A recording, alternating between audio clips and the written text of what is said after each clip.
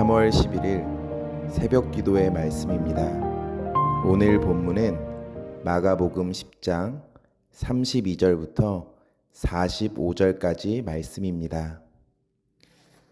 예루살렘으로 올라가는 길에 예수께서 그들 앞에 서서 가시는데 그들이 놀라고 따르는 자들은 두려워하더라. 이에 다시 12 제자를 데리시고 자기가 당할 일을 말씀하여 이르시되 보라, 우리가 예루살렘에 올라가노니 인자가 대제사장들과 서기관들에게 넘겨짐에 그들이 죽이기로 결의하고 이방인들에게 넘겨주겠고 그들은 능욕하며 침뱉으며 채찍질하고 죽일 것이나 그는 3일 만에 살아나리라 하시니라. 세베대의 아들 야고보와 요한이 주께 나와 여짜오되 선생님이여 무엇이든지 우리가 구하는 바를 우리에게 하여 주시기를 원하옵나이다. 이르시되 너희에게 무엇을 하여 주기를 원하느냐? 여짜오되 주의 영광 중에서 우리를 하나는 주의 우편에 하나는 좌편에 앉게 하여 주옵소서. 예수께서 이르시되 너희는 너희가 구하는 것을 알지 못하는도다. 내가 마시는 잔을 너희가 마실 수 있으며 내가 받는 세례를 너희가 받을 수 있느냐? 그들이 말하되 할 수 있나이다. 예수께서 이르시되 너희는 내가 마시는 잔을 마시며 내가 받는 세례를 받으려니와 내 좌우편에 앉는 것은 내가 줄 것이 아니라 누구를 위하여 준비되었든지 그들이 얻을 것이니라. 10 제자가 듣고 야고보와 요한에 대하여 화를 내거늘 예수께서 불러다가 이르시되 이방인의 집권자들이 그들을 임의로 주관하고 그 고관들이 그들에게 권세를 부리는 줄을 너희가 알거니와 너희 중에는 그렇지 않을지니 너희 중에 누구든지 크고자 하는 자는 너희를 섬기는 자가 되고 너희 중에 누구든지 으뜸이 되고자 하는 자는 모든 사람의 종이 되어야 하리라. 인자가 온 것은 섬김을 받으려 함이 아니라 도리어 섬기려 하고 자기 목숨을 많은 사람의 대속물로 주려 함이니라. 아멘. 오늘 본문은 예수님께서 예루살렘으로 올라가시는 중에 일어난 일입니다. 십자가 사건이 다가오고 있습니다. 제자들에게 십자가를 지실 것을 3번째로 말씀하셨습니다. 이 이야기를 들은 제자들의 반응은 어떻습니까? 35절입니다. 세베대의 아들 야고보와 요한이 주께 나와 여짜오되 선생님이여 무엇이든지 우리가 구하는 바를 우리에게 하여 주시기를 원하옵나이다. 예수님께서는 십자가를 이야기하고 있는데 야고보와 요한은 예수님을 통해서 무엇을 얻기를 바라고 있습니다. 예수님께서 십자가를 지셔야 하는 것에 대해서 3번이나 이야기했지만 그들은 십자가에 대한 이해가 전혀 없습니다. 예수님을 정치적인 메시아로 생각하고 있었고 그들이 생각한 대로 그들이 기대한 대로 예수님을 믿고 있습니다. 예수님께서 말씀하셔도 바뀌지를 않습니다. 예수님께서 그들에게 무엇을 해주기 바라느냐라고 질문하셨을 때 그들이 이렇게 대답했습니다. 하나는 우편에 하나는 좌편에 앉게 해주십시오. 왕이 될 예수 그리스도를 기대했고 그 기대대로 유다를 해방시킬 때 왕이 되면 한 자리를 차지하겠다라는 것입니다. 예수님께서는 그들에게 너희는 너희가 구하는 것을 알지 못한다라고 하십니다. 내가 마시는 잔을 너희가 마실 수 있으며 내가 받는 세례를 너희가 받을 수 있느냐 말씀하시는데 야고보와 요한은 너무나도 자신 있게 할 수 있다라고 말합니다. 예수님께서 십자가에 달리실 때 유대인의 왕이라는 팻말이 걸렸습니다. 예수님을 조롱하기 위해서 붙인 것인데요. 예수님께서 십자가에 달리실 때 오른편과 왼편에요 강도들이 있었습니다. 야고보와 요한이 당신의 나라가 임할 때 오른쪽 왼쪽에 앉는 것이 무엇인지 아느냐라고 질문했는데 예수님이 말씀하시는 겁니다. 매달리는 것이다. 내가 마시는 자는 십자가인데 십자가를 지는 것이다 라고 말씀하시는 겁니다. 이것이 오늘 본문의 내용입니다. 예수님의 제자들은 고난에는 관심이 없었습니다. 예수님이 메시아로 로마를 뒤집고 유대 나라를 최고의 국가로 세워주기만을 꿈꾸고 있습니다. 이들이 바라는 것은 세상의 영광입니다. 예수님께서 힘을 가지기를 원했습니다. 그런데 예수님은요, 힘을 가지시는데 전혀 관심이 없습니다. 전혀 다른 방식으로 하나님의 나라를 이루기를 바라시는데 그것은 십자가입니다. 예수님과 제자들이 전혀 다른 길을 추구하고 있습니다. 예수님은 제자로 부르실 때 자기를 부인하고 십자가를 지고 주님을 따라가야 한다라고 이야기했는데 주님이 원하시는 자기 부인은 그들에게 없습니다. 사람의 본능이 그렇습니다. 우리는 높아지고 싶습니다. 권력을 가지고 싶습니다. 권력은 매우 매력적입니다. 그 권력이 매력적이기에 그것을 놓치고 싶지 않습니다. 그래서 예수님이 가르쳐 주신 것과 다른 길을 걷습니다. 본문 41절을 보면 열 제자가 듣고 야고보와 요한에 대하여 화를 내거늘 이라고 합니다. 제자들도 똑같습니다. 제자들도 높아지려고 하는 마음이 있다 보니 서로 충돌이 일어났습니다. 오늘 야고보와 요한만이 그런 것이 아닙니다. 서로 높아지고 싶었고 그러다 보니 서로 간에 긴장감이 흐릅니다. 갈등 구조가 된 것입니다. 시기하고 질투만 남았습니다. 예수님께서 3번이나 십자가를 말씀하셨는데 어떤 제자도 십자가에 관심이 없습니다.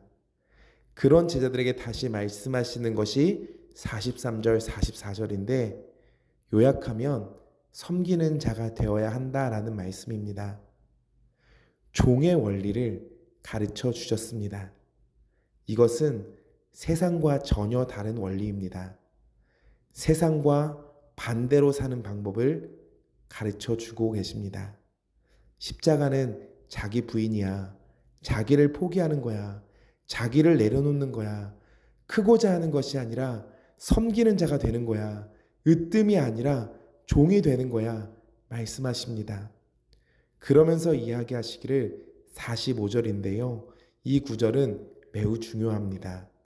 인자가 온 것은 섬김을 받으려 함이 아니라 도리어 섬기려 하고 자기 목숨을 많은 사람의 대속물로 주려 함이니라 라고 말하십니다. 이 구절이 마가복음에서 가장 중요한 핵심 구절입니다. 예수님께서 누구이신지 마가복음에서 드러내고 있는데 그 핵심이 45절입니다. 그리스도가 오신 목적을 분명히 하고 있는데 십자가라는 것입니다. 섬김을 받으러가 아니라 섬기러 오셨고 그 섬김의 절정이 십자가라는 것입니다. 십자가를 통해서 온 인류를 구원하기 원하신다라고 말씀하고 계시는 겁니다. 예수님께서는 그 십자가를 지시기 위해서 이 땅에 오신 그 삶의 방향과 목적을 놓치지 않으셨고 그렇게 사셨습니다. 계속해서 하나님께서 예수님을 이 땅에 보내신 이유와 목적을 아셨고 그 방향대로 걸어가셨습니다. 우리의 삶에 이것이 중요합니다. 내가 왜 이 세상에 존재하는가? 내가 왜 살고 있는가? 이 궁극적인 질문에 우리도 답을 할 수 있어야 합니다. 세상적으로 유명해지고 돈을 많이 벌고 잘나도 길을 잃습니다. 남들이 보기에 부러움을 살 만한 것을 가지고 있는데 왜 절망할까? 왜 허망해질까? 삶의 목적이 없어서 그렇습니다.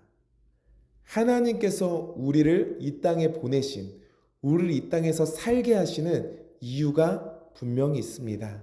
우리는 그것을 사명이라고 합니다. 예수님께서 십자가를 지시는 것이 목적이셨고 사명이셨습니다. 그 목적대로 사셨듯이 우리에게도 분명한 삶의 목적이 있습니다. 우리는 끊임없이 하나님께 질문해야 합니다. 하나님, 왜 우리를 이 땅에 보내셨습니까? 하나님, 우리가 어떻게 살기를 하나님은 소망하십니까? 우리가 이렇게 질문하며 우리의 방향이 하나님과 연결되어질 때 우리는 아름다운 삶을, 하나님이 원하시는 삶을 살아갈 수 있습니다. 우리가 이 땅에서 자기 중심적이 되면 안 됩니다.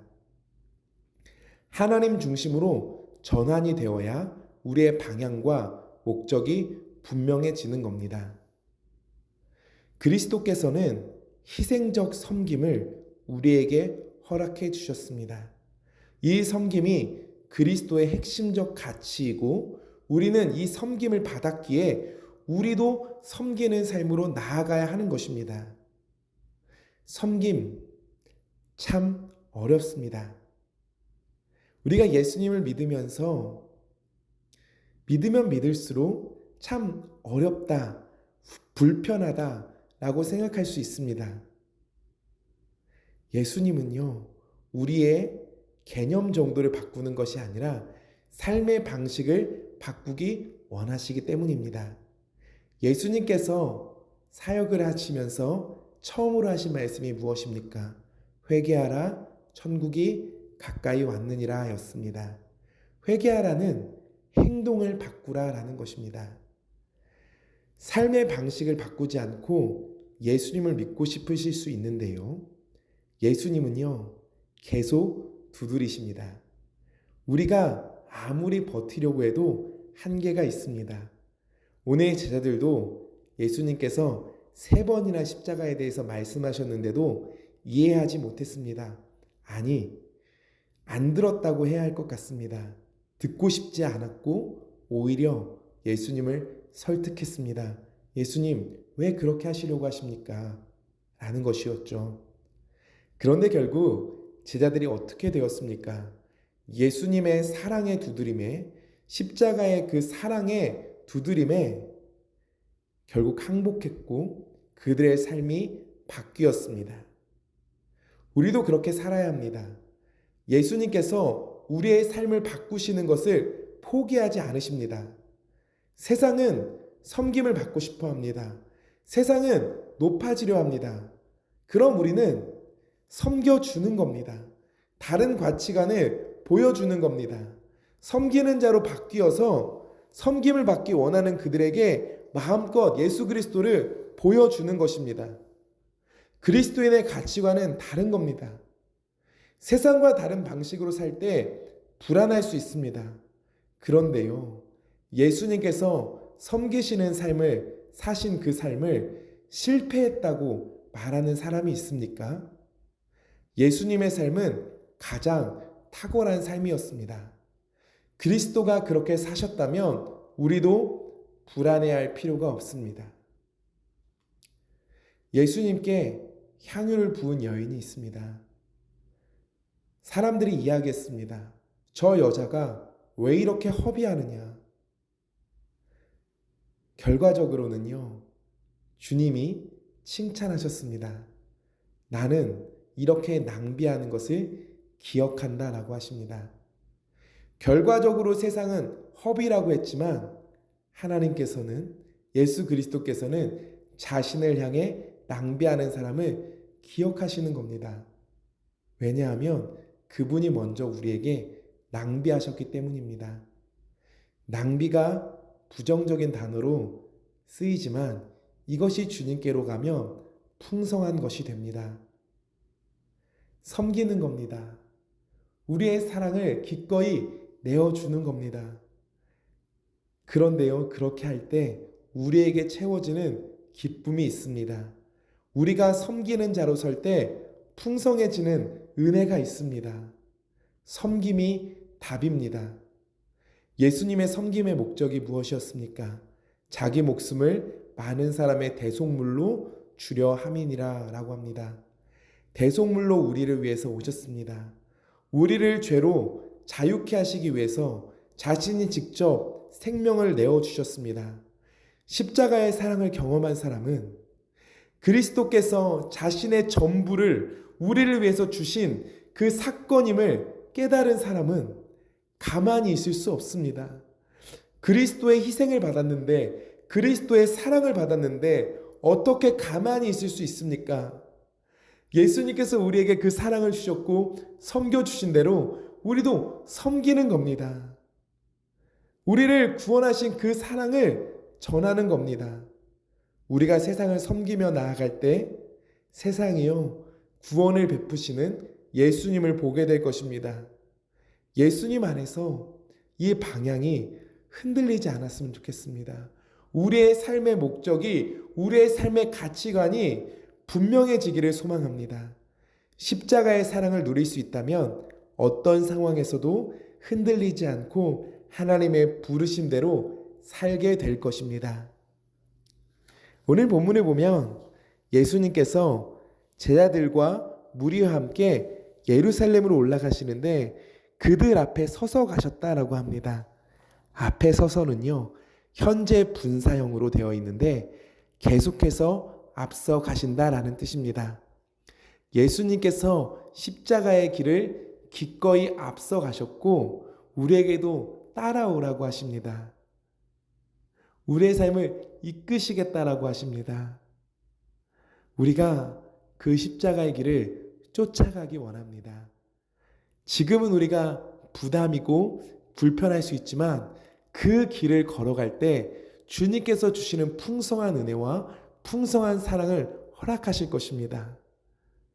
주님의 은혜는 이미 우리에게 시작되었습니다. 앞서 가시는 예수님이 계십니다. 우리가 잘 쫓아가고 잘 섬길 수 있는 그런 은혜에 우리가 되기를 소망합니다. 그분 앞에 섬김으로 나아가는 우리 태국 한인교회 성도님들 되실 줄을 간절히 믿습니다. 기도하겠습니다.